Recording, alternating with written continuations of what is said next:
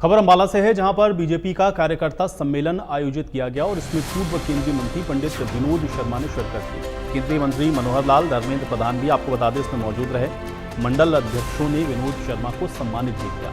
पंडित विनोद शर्मा का समर्थकों से यह आह्वान रहा कि चुनाव में बीजेपी का समर्थन किया जाए। यह आह्वान उन्होंने सभी से किया है। तो अंबाला शहर के अग्रवाल भवन में बीजेपी की तरफ से कार्यकर्ता सम्मेलन आयोजित हुआ। इस कार्यक्रम में पूर्व केंद्रीय मंत्री विनोद शर्मा पहुंचे। इसमें केंद्रीय मंत्री मनोहर लाल, बीजेपी चुनाव प्रभारी धर्मेंद्र प्रधान भी शामिल हुए। कार्यक्रम में पहुंचने पर विनोद शर्मा का कार्यकर्ताओं ने जोरदार नारे लगाकर के स्वागत किया। मंच पर विराजमान मंडल अध्यक्षों ने विनोद शर्मा को शॉल उड़ाकर के सम्मानित किया। इस दौरान पूर्व केंद्रीय मंत्री विनोद शर्मा ने अपने सभी समर्थकों को बीजेपी का समर्थन करने का आह्वान किया। उन्होंने कहा कि हमारी पार्टी पूरे हरियाणा में बीजेपी की नीतियों से प्रभावित होकर के उनका समर्थन करती है।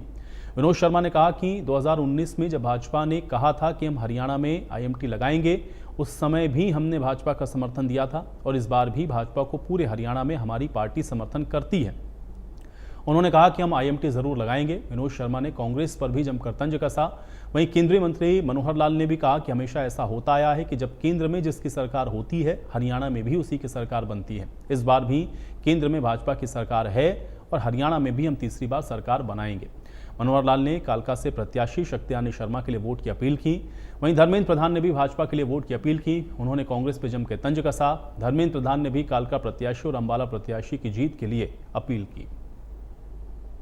मित्रों, आपको जैसा मालूम है कि अपने भारतीय जनता पार्टी के प्रत्याशी श्री असीम गोयल जी यहाँ से चुनाव लड़ रहे हैं। हमारे विनोद शर्मा जी यहाँ पर जो कि बहुत एक इस प्रकार के प्रभावी व्यक्तित्व हैं, तो इनका समर्थन आज मिला है और हम सब लोग मिल करके न केवल अंबाला शहर बल्कि जो कि शक्ति रानी जी जो यहाँ की मेयर हैं, वो भी भारतीय जनता पार्टी में शामिल हुई हैं और वो भी कालका से चुनाव लड़ रही हैं।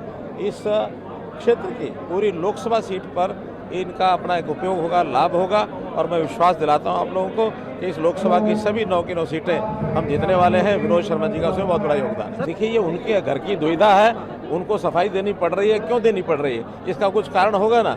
आखिर तो और किसी के बारे में सफाई नहीं देनी पड़ रही, उनको इनके बारे में सफाई देनी पड़ रही है। इसका मतलब आप समझ सकते हैं कि अंदर क्या पक रहा है। और उनकी नीतियों का प्रचार और प्रसार करने के लिए हमारा हर कार्यकर्ता पूरे हरियाणा में घूम रहा है, सपोर्ट दे रहा है। इनके सभी उम्मीदवारों को पूरी सपोर्ट है। कितनी उम्मीद करते हैं सर, कितनी सीटें इसकी भाजपा में कितनी उम्मीद कर रहे हैं, कितनी सीटें? कंफर्टेबल मेजॉरिटी से सरकार बनाएगी जी। अनिल विज भी आपके दावा ठोक रहे हैं सीएम का, किस तरीके से देखते हैं? वो उनसे पूछिए। नहीं, दावत पेश कर जैसे कह रहे मैं उनके बारे में नहीं कह सकता। सर, कुमारी शैलजा ने साफ कर दिया है कि भाजपा जो है भ्रम फैला रही है, उनका कांग्रेस के लिए कोई नरम रवैया नहीं है। भ्रम भाजपा नहीं फैलाती है, कांग्रेस फैलाती है। इनका काम ही है भ्रम फैलाना। आज से नहीं, बड़ी वो जब भी भ्रम फैलाते हैं, सत्ता की दौड़ में भ्रम की राजनीति ही करते हैं। राहुल गांधी जी कहते हैं कि हमने आत्मविश्वास तोड़ दिया नरेंद्र मोदी जी राहुल गांधी जी कहते हैं कि आत्मविश्वास नरेंद्र मोदी जी का जो हमने तोड़ दिया पूर्ण तरीके से, अब वो मोदी जी मोदी नहीं रहे।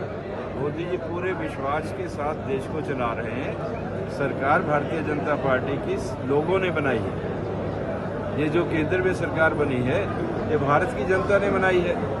किसी एक व्यक्ति के कहने से कोई फर्क नहीं पड़ता। पूरी देश की जनता ने सरकार बनाई है।